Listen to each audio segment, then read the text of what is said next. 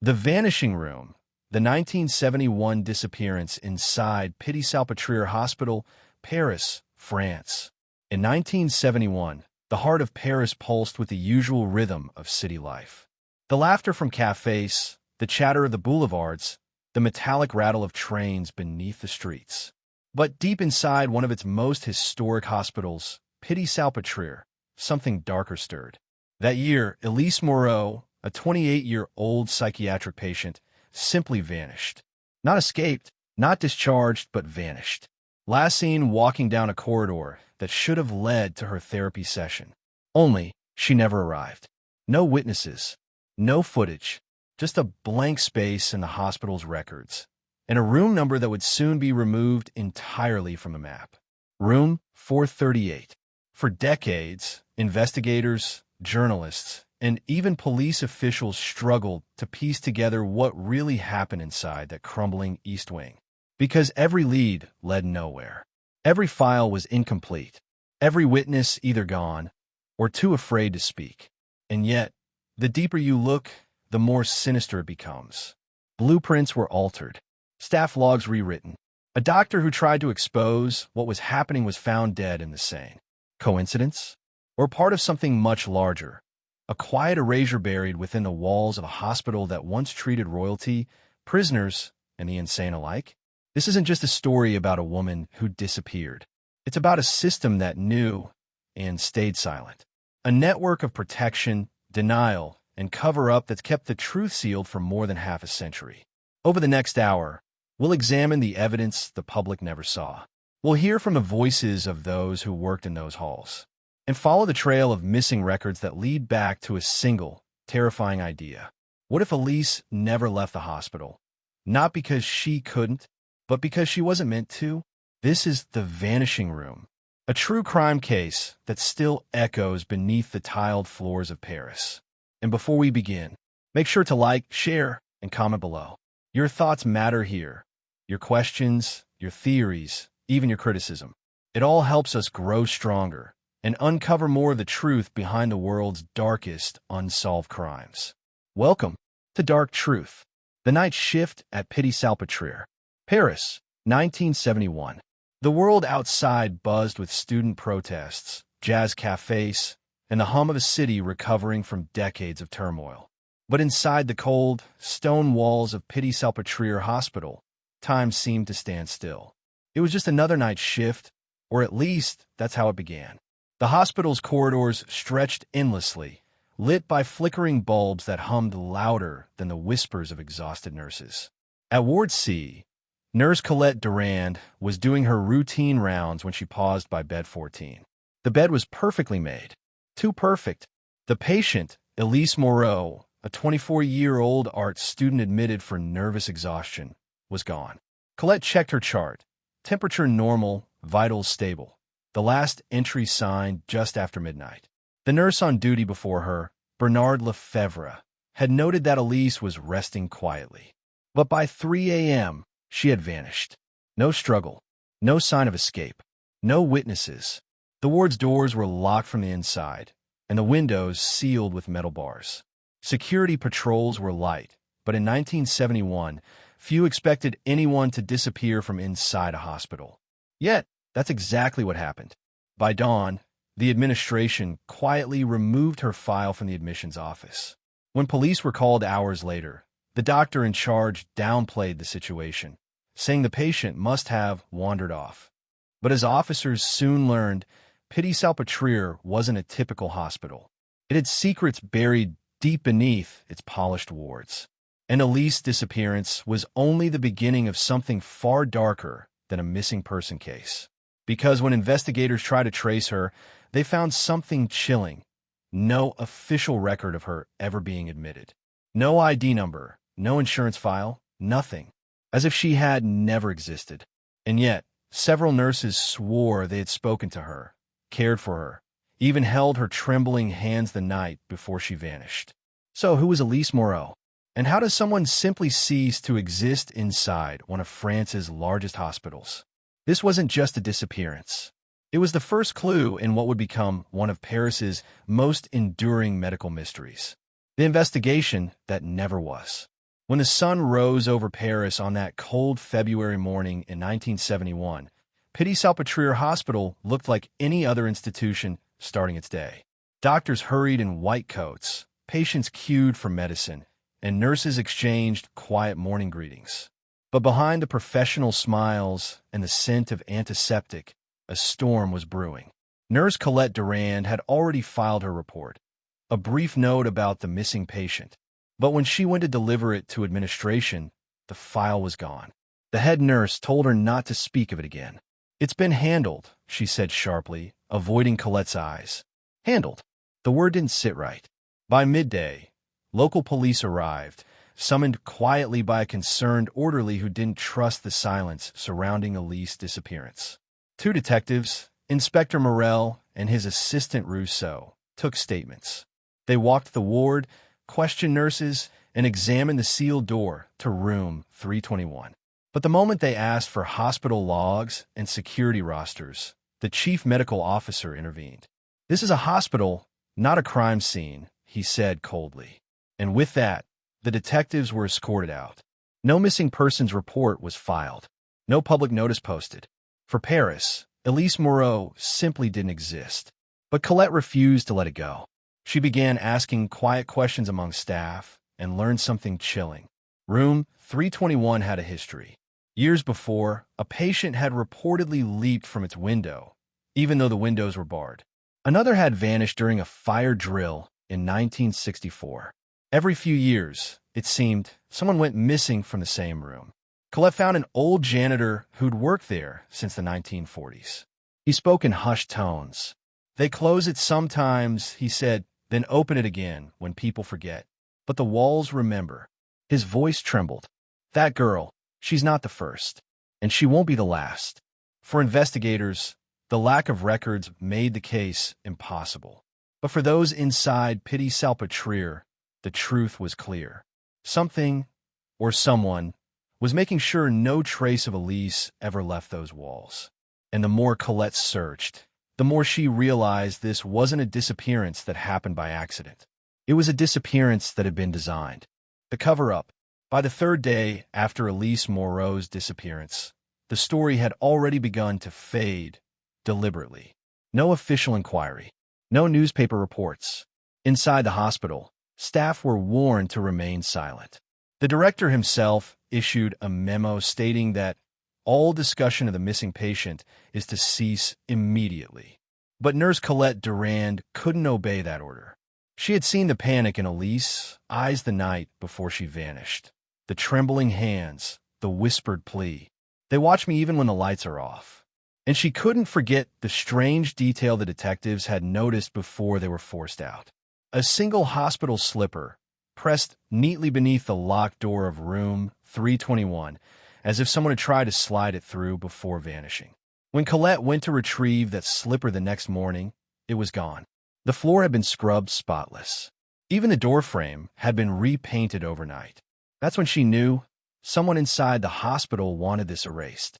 A trail of vanishing files. In the archives room, Colette discovered an unsettling pattern. Several older patient files, all tied to room 321, were missing. She spoke with the records clerk, an aging man with shaky hands and watery eyes. He admitted quietly, "They come at night. They take boxes away. I don't ask where they go." He leaned closer, voice trembling. "They say it's for confidentiality. But I think the hospital has ghosts, not the kind you see, but the kind you sign away." Outside, Paris moved on with its usual rhythm. Traffic, laughter, music, unaware that something monstrous might be happening behind the walls of one of its oldest hospitals. Time stands still. As days passed, more inconsistencies appeared.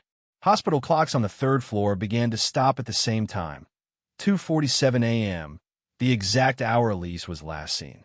Security cameras malfunctioned for an entire week afterward.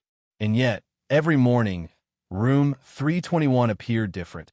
A new coat of paint, a moved bed, new locks.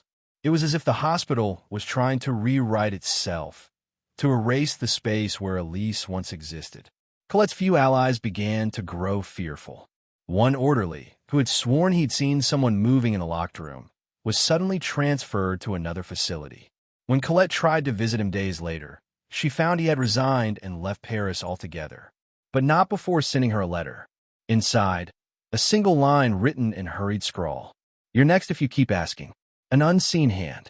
Colette began to notice strangers walking the halls. Men in black suits who didn't look like doctors. They asked for files, carried sealed envelopes, and disappeared down staff-only corridors. When she followed one of them one evening, he turned sharply and said, "You should go home, nurse. You've been working too many nights." That night, she returned to her small apartment and found her door slightly open. Nothing was stolen, but her diary, the one where she'd recorded everything, was gone. Still, the fear only made her resolve harder. If no one else would tell the story of Elise Moreau, then she would, even if it meant losing everything.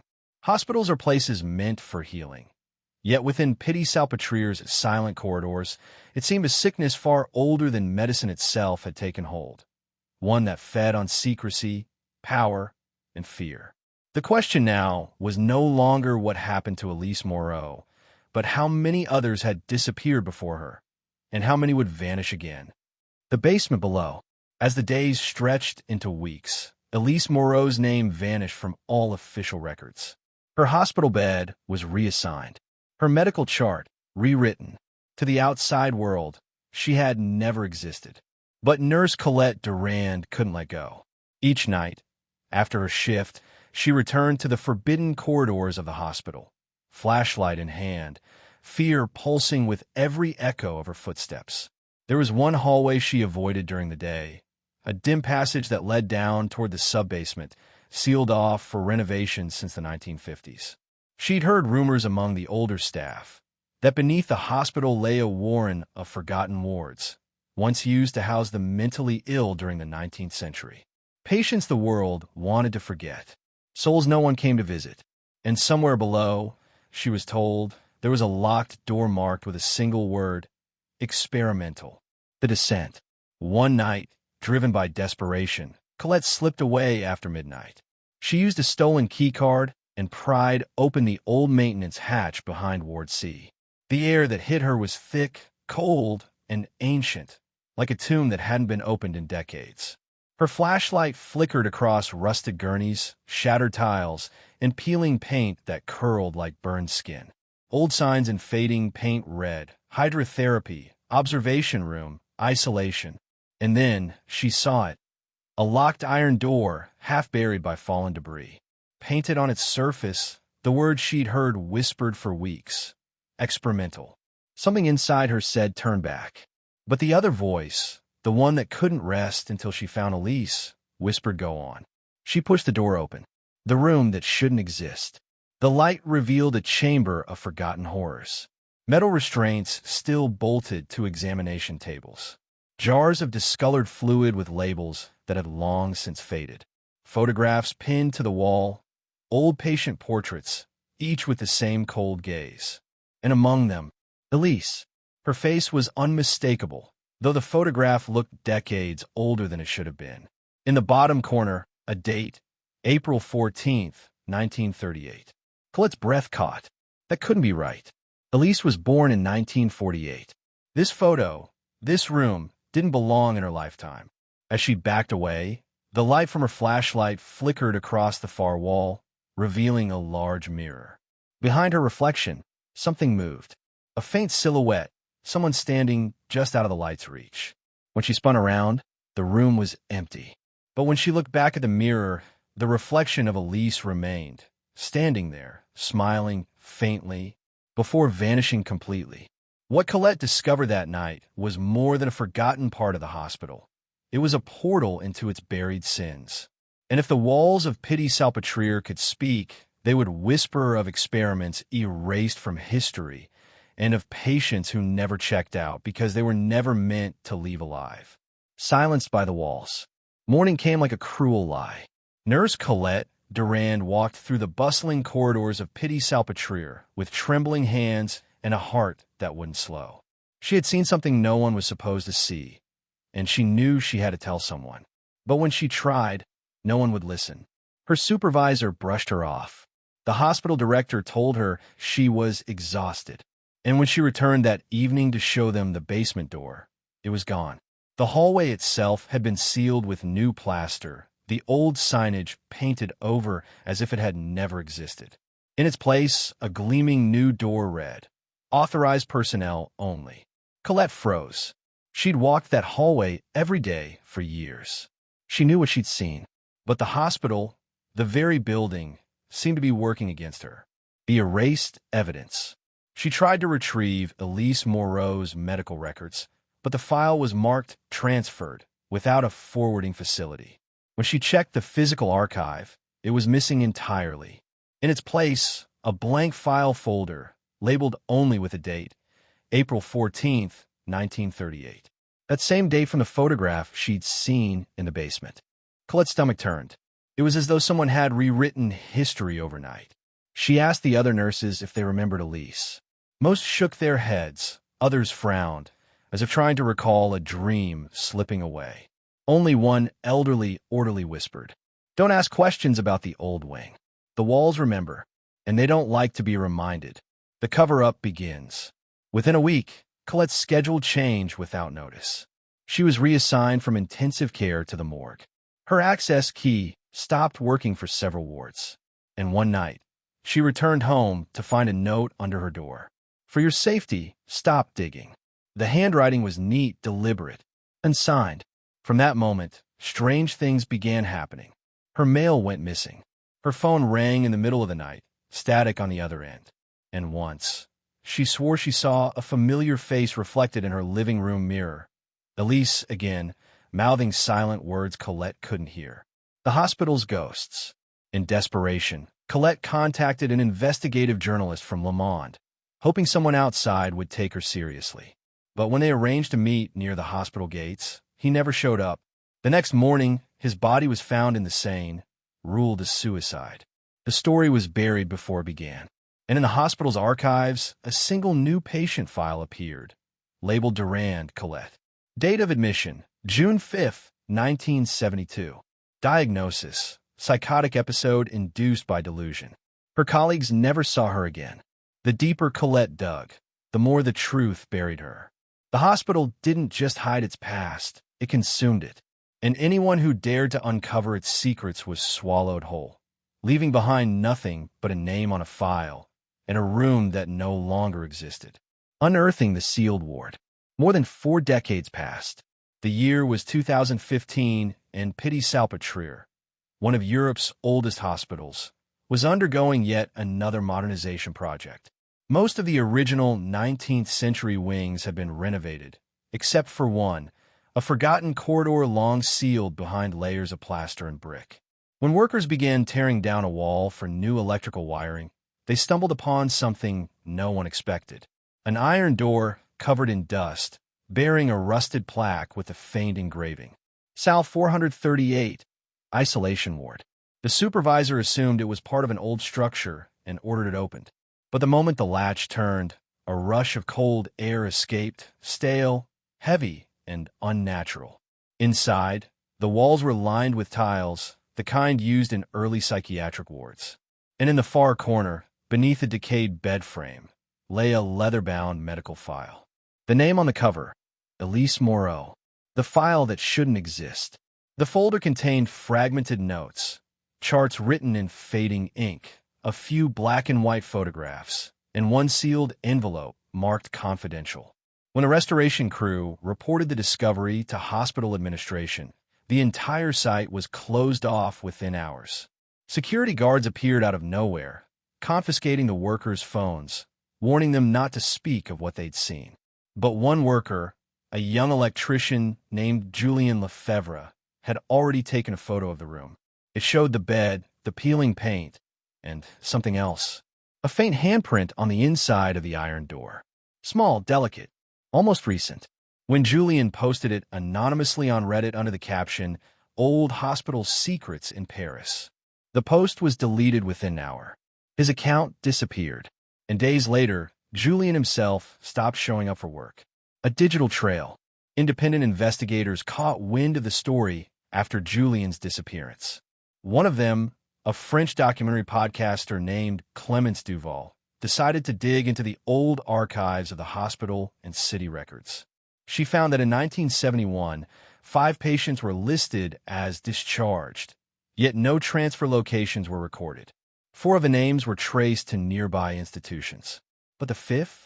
Elise Moreau, and next to her name, a faint pencil note, reassigned to Sal 438, the same room that had just been found, sealed for over 40 years. The silent reactions. When Clémence attempted to interview hospital staff, most refused. One retired janitor, however, agreed to speak under anonymity. He described strange noises from the old South Wing during the 1970s, whispers, banging sounds, lights flickering on and off. And then, in a trembling voice, he said, "They told us to stay away from that corridor. They said it wasn't haunted, it was hungry." Within days of the interview, the janitor recanted his statement on record. Then he vanished, leaving behind a note to his daughter. "Tell them the walls still breathe." Time had buried the truth under plaster and lies, but secrets have a way of clawing back to the surface. The Vanishing Room was no longer just a story from 1971. It was open again, and it was waiting. The echoes of room 438.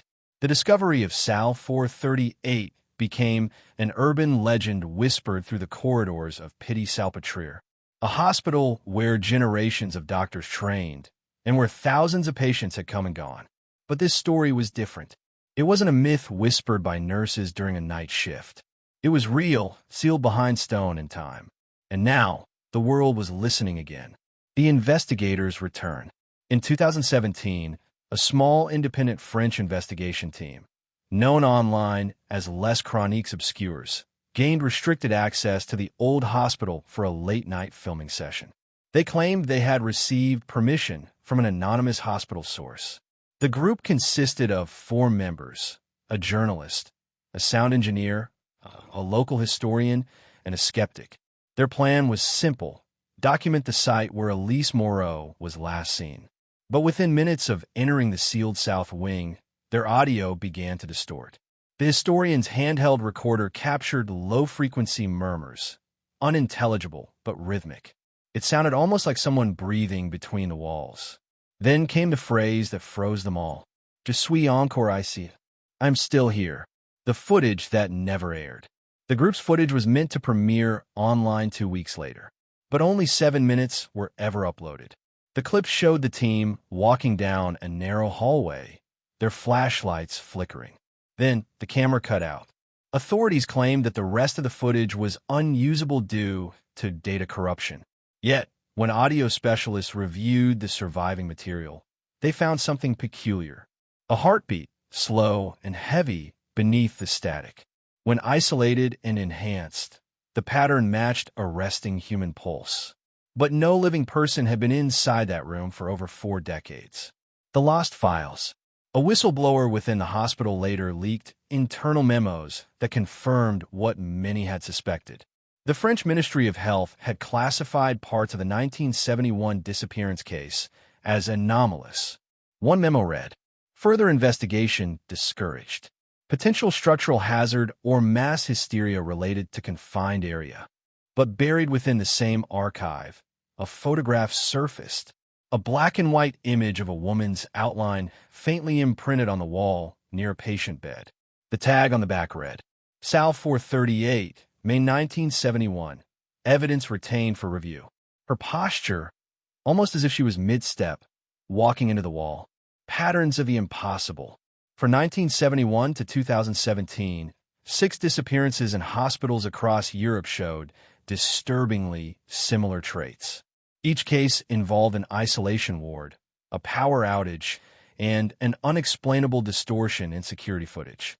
No forced entry, no struggle, no witnesses. In every case, there was only one trace left behind. A handprint, faint, pressed against cold concrete or tile. Experts speculated about psychosis, urban legend, or paranormal resonance. Skeptics called it collective imagination, the mind finding meaning in coincidence. But for those who had seen the footage from room 438, it wasn't coincidence. It was a pattern unfolding across decades. In Paris, they called it the Vanishing Room. In Whispers, they called it something else, a threshold. And as new evidence surfaced, one truth became undeniable. The walls of Pitié Salpêtrière were not silent. They were recording digital ghosts and modern shadows. In an age where technology sees what the human eye cannot, the story of Room 438 found new life. Nearly 50 years after Elise Moreau's disappearance, modern researchers returned to Pitié Salpêtrière armed with thermal scanners, LiDAR mapping, and AI-enhanced imaging, hoping to separate myth from fact. What they found would only deepen the mystery. The Reconstruction Project. In 2020, a joint research initiative between a French historical preservation society and a university in Lyon began a digital restoration of the hospital's south wing. Using laser scans and floor mapping, they intended to create a 3D model of the site, an effort to preserve history before the structure's scheduled renovation. But when data from the scans were compiled, anomalies appeared. In the model of Room 438, there was a void, a perfect vertical distortion, roughly the size of a human figure. It wasn't part of the building's design. It wasn't structural decay. When the same section was rescanning 3 times, the anomaly remained. Each time, its outline shifted, as if it were moving slightly between captures. AI recognition gone wrong. A software technician decided to feed the scan data through an AI recognition model, trained to detect residual heat patterns in old environments. The algorithm was designed for archaeology, not ghost stories. Yet, when it analyzed the data, the system flagged the void with a red outline and automatically labeled it organic thermal residue, human. Even stranger, it assigned an approximate timestamp, May 1971. The same month, Elise Moreau vanished. The researchers thought it was a glitch, an overlay error, or corrupted metadata. But when the image was cross-referenced with the hospital's architectural plans for the 1970s, the void aligned perfectly with where Elise's bed had once stood. The guard's confession. Around the same time, a retired hospital guard named Jean-Luc Rivoire came forward for the first time. He had worked the night shift in 1971, the night Elise disappeared. For nearly 5 decades, he kept silent, fearing ridicule or worse. But in a taped interview, Rivoire confessed something that chilled even seasoned investigators. He said that at 3:18 a.m., just before the power outage, he was walking past room 438 when he heard knocking from inside. When he opened the viewing hatch, the lights were flickering. Elise was standing, facing the wall, whispering something over and over. It's opening, it's opening. And the lights went out. When power returned, the bed was empty. No door had been opened. He reported it to his superior, but was told to write. Patient escaped, direction unknown. He resigned a week later. The hospital speaks. Following renewed public interest in 2021, the hospital administration released an official statement. The disappearance of patient Elise Moreau remains an unsolved incident of historical record. Pitié Salpêtrière continues to fully cooperate with academic inquiries. Any speculation regarding supernatural or experimental causes is unfounded. Yet behind closed doors, hospital staff whispered a different story. Some claim that even today, room 438 cannot be kept lit for long. Bulbs burn out, equipment fails, and motion sensors activate at night when no one is inside. A maintenance worker, interviewed off record, said, "Sometimes we hear footsteps, but when we open the door, there's no floor where the sound comes from." The unexplainable connection. When the 3D scans of room 438 were compared to 6 other European hospitals with similar vanishing cases, researchers found that each building shared identical architectural blueprints in their isolation wards, all traced back to the same 19th century architect, a man who died in an asylum before finishing his final design. His name? Lucien Charvet. In his journals, one cryptic line stood out. "The walls will breathe again when they are complete." No one knew what he meant, but as modern eyes stared into his blueprints, one thing was clear. Each of his isolation rooms had no proper ventilation shaft, yet readings suggested constant air movement, as if something unseen was still passing through. Technology promised answers, but only gave us clearer ghosts. Each scan, each confession, pulled back the curtain just enough to see the shape of something human. And yet not. Was Elise consumed by the walls of her own hospital, or had she found a door that science was never meant to open? The pattern of the vanished. By the time Elise Moreau's story resurfaced in the 2020s, historians and amateur sleuths had uncovered a chilling truth. Her disappearance wasn't an isolated incident. It was part of a chain, stretching across continents and decades. Each case echoing the last, as if linked by an unseen hand. The map of the missing. Independent investigator Dr. Madeleine Rousseau, a forensic data analyst from Marseille, compiled every recorded disappearance that occurred inside a hospital between 1880 and 2020. Her findings were staggering. 116 cases spanning 14 countries with nearly identical details.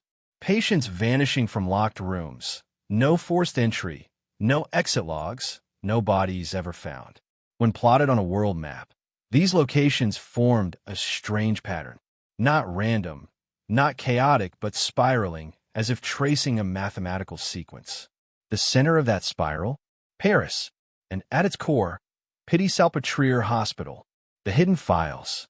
Digging deeper, Rousseau found restricted archives in France's National Medical Registry.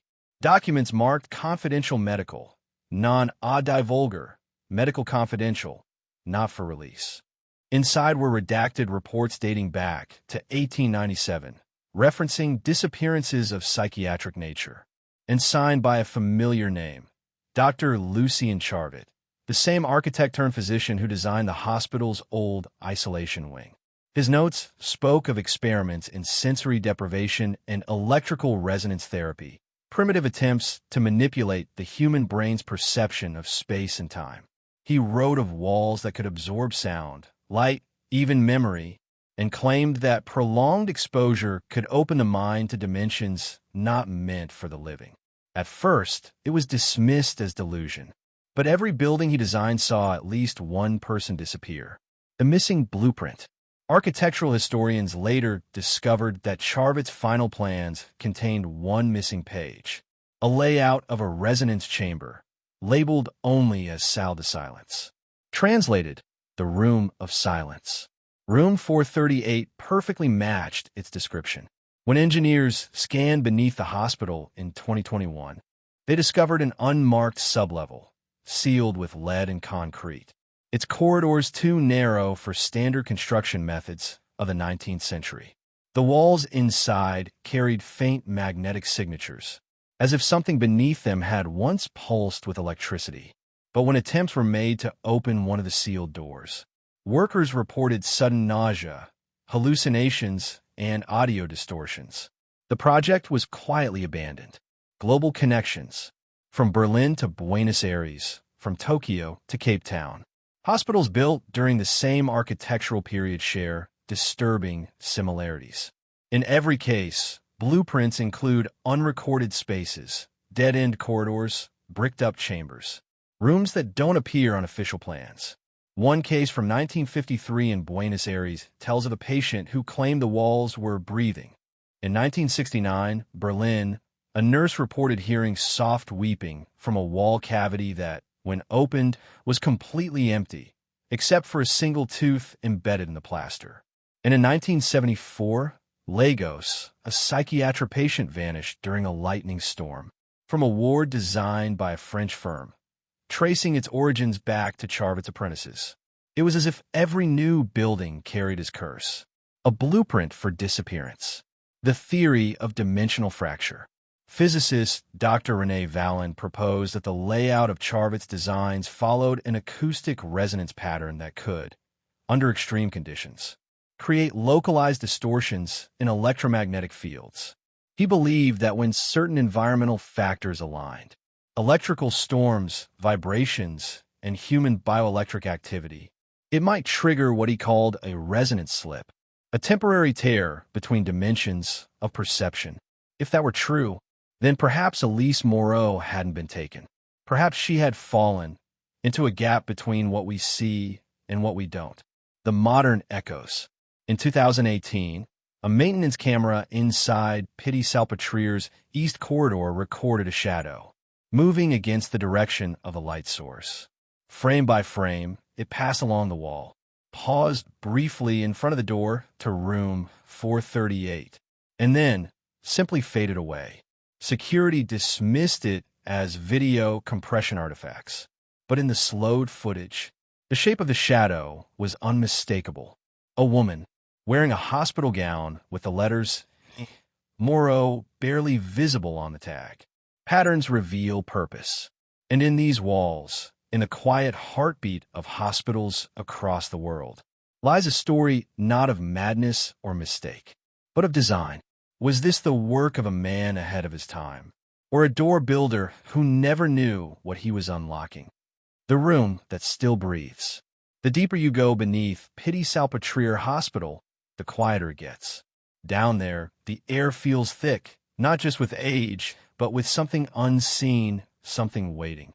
And according to those who ventured below the East Wing, the silence isn't empty. It's alive. The rediscovery.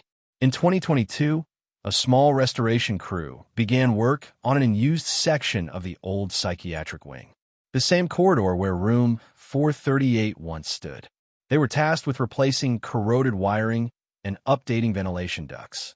But when their instruments began to malfunction, compasses spinning wildly, radios buzzing with static, the team leader, Jean-Luc Barrett, ordered a temporary halt. When Barrett returned to the site after midnight to check equipment, he noticed one wall panel was slightly ajar. Behind it lay a sealed doorway, concrete filled and bolted shut. Scrawled across the surface, under centuries of dust, was a single word. Écoute. Listen. When Barrett leaned in, he swore he could hear breathing. He left that night and never returned to work. The phantom recording. Weeks later, a group of urban explorers entered the site with hidden cameras. Their footage, uploaded briefly before being removed, showed something haunting. At exactly 3:14 a.m., a low hum filled the corridor. The explorers' flashlights flickered, and one of them whispered, "Do you hear that?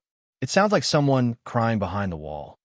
The camera caught a faint voice, distant, feminine, whispering in French. "Gee, any doors, pa.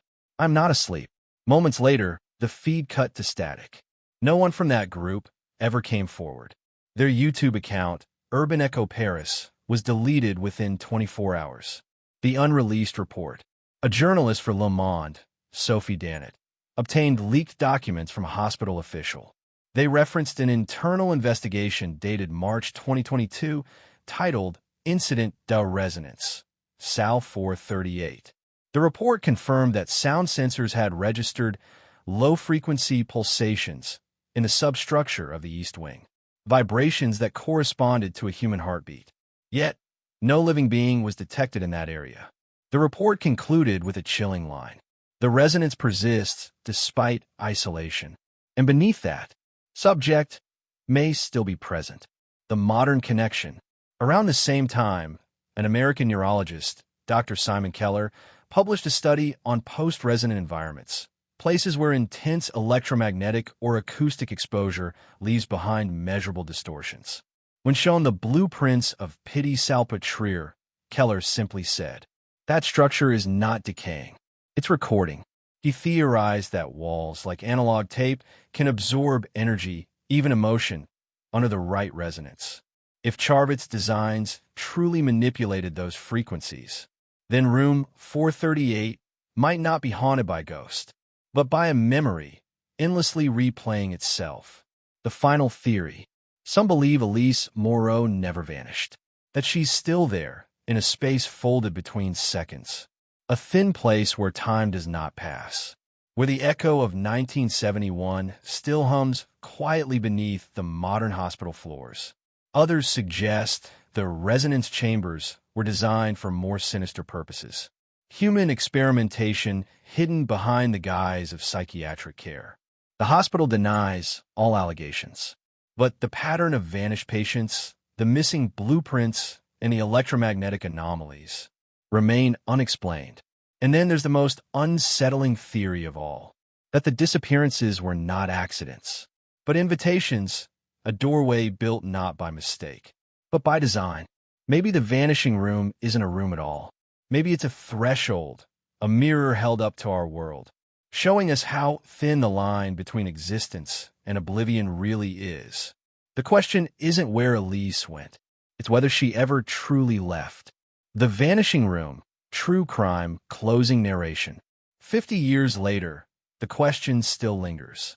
What happened to Elise Moreau? Was she the victim of medical negligence?